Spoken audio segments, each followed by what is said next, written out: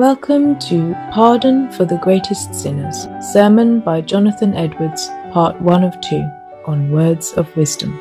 Jonathan Edwards was an acknowledged American philosophical theologian, born in 1703 into the family of notable Congregational ministers in Connecticut.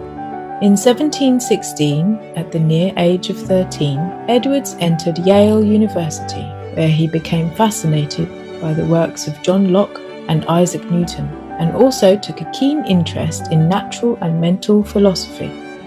Jonathan Edwards' grandfather, Solomon Stoddard, also known as the Pope of the Connecticut Valley, was a prominent pastor of the Congregationalist Church in Northampton, Massachusetts, whose place the young theologian succeeded in 1725. Mr. Edwards had a big impact during the period of Great Awakening in America, or the Evangelical Revival, which was a series of Christian revivals that took place in the British American colonies and Europe. Jonathan Edwards wrote sermons and theological treatises that emphasized on absolute sovereignty, as well as the beauty and holiness of God. The theologian contemplated on the divine virtues as an imitation of the loveliness and benevolence of the Creator. According to the American philosopher, happiness comes from contemplating on God's creation and redemption, and true virtue is defined by the benevolence towards God and all beings, and not so much by self-love, love for family or nation. Today, Jonathan Edwards' life and works are being studied as a source combining religious intensity, intellectual thoroughness, and moral zest, with the belief that love is the source of all religions and faith, essential for our existence. We will now reflect on an excerpt from a sermon by Jonathan Edwards entitled Pardon for the Greatest Sinners, that invokes awakening of the soul to the reality of God's sovereignty and divine law, as well as infinite mercy, which is a protective wing from all our iniquities. Pardon for the Greatest Sinners. Psalm 25:11. For thy name's sake, O Lord, pardon my iniquity, for it is great. It is evident by some passages in this psalm that when it was penned, it was a time of affliction and danger with David. This appears particularly by the 15th and following verses.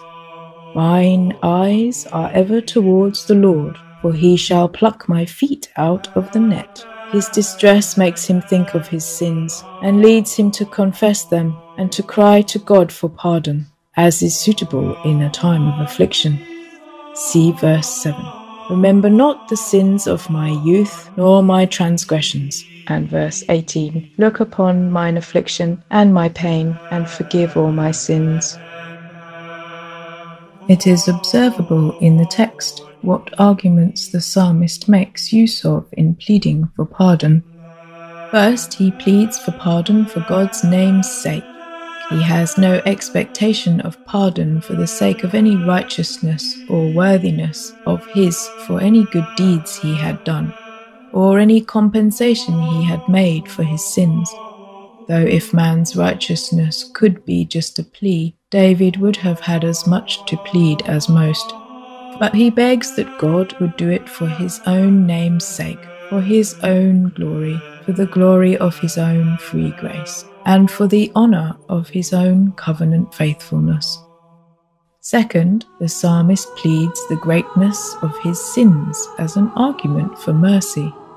He not only does not plead his own righteousness, or the smallness of his sins, he not only does not say, pardon mine iniquity, for I have done much good to counterbalance it, or pardon mine iniquity, for it is small, and thou hast no great reason to be angry with me.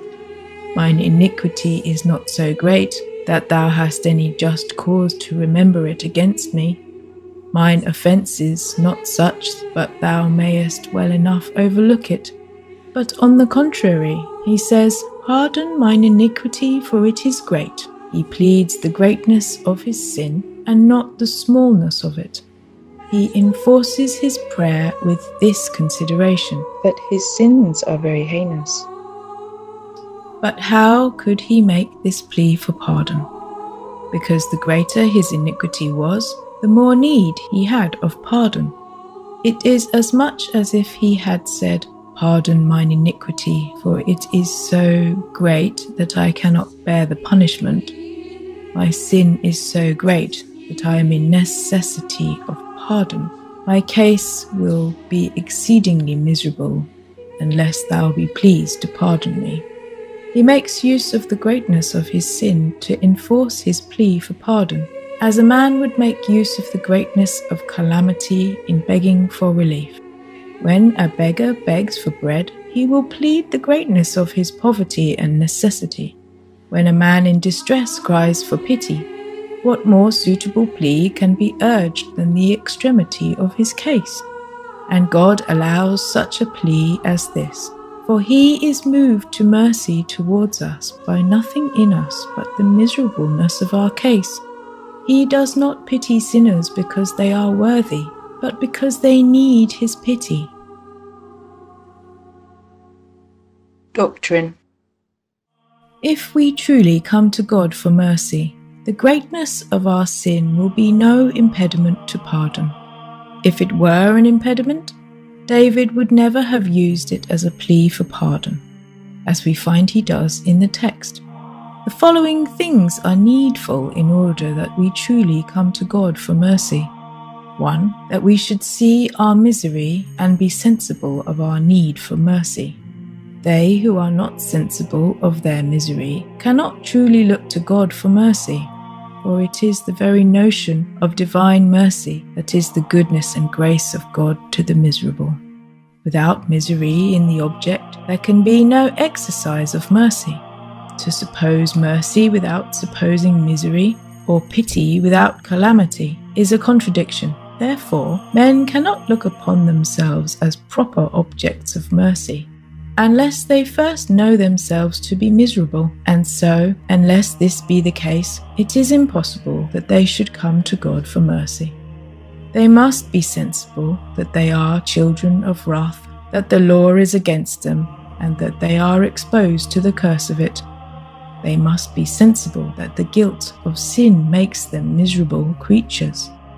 Whatever temporal enjoyments they have, that they can be no other than miserable, undone creatures, so long as God is angry with them, that they are without strength and must perish, and that eternally, unless God helps them.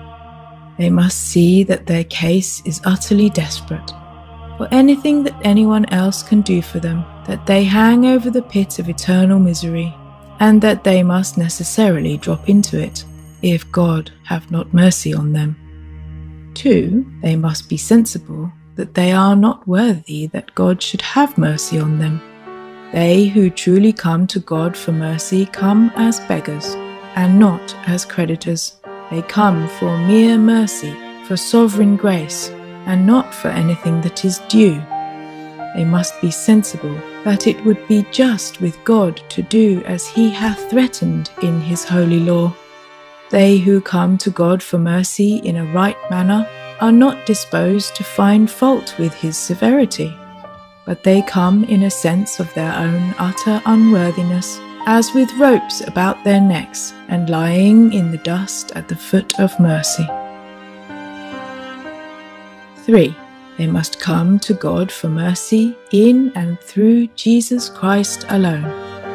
All their hope of mercy must be from the consideration of what he is, what he hath done, and what he hath suffered, and that there is no other name given under heaven among men whereby we can be saved, but that of Christ, that he is the Son of God, and the Saviour of the world, that his blood cleanses from all sin, and that he is so worthy that all sinners who are in him may well be pardoned and accepted.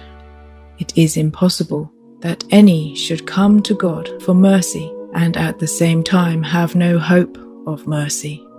Their coming to God for it implies that they have some hope of obtaining, otherwise they would not think it worth the while to come. But they that come in a right manner have all their hope through Christ, or from the consideration of his redemption and the sufficiency of it. If a person thus comes to God for mercy, the greatness of their sins will be no impediment to pardon. Let their sins be ever so many and great and aggravated, it will not make God in the least degree more backward to pardon them. This may be made evident by the following considerations. First, the mercy of God is as sufficient for the pardon of the greatest sins as for the least, and that because his mercy is infinite. That which is infinite is as much above what is great as it is above what is small. Thus, God being infinitely great, he is as much above kings as he is above beggars. He is as much above the highest angel as he is above the meanest worm. One finite measure does not come any nearer to the extent of what is infinite than another. So, the mercy of God being infinite, it must be as sufficient for the pardon of all sin as of one. If one of the least sins be not beyond the mercy of God, so neither are the greatest or 10,000 of them.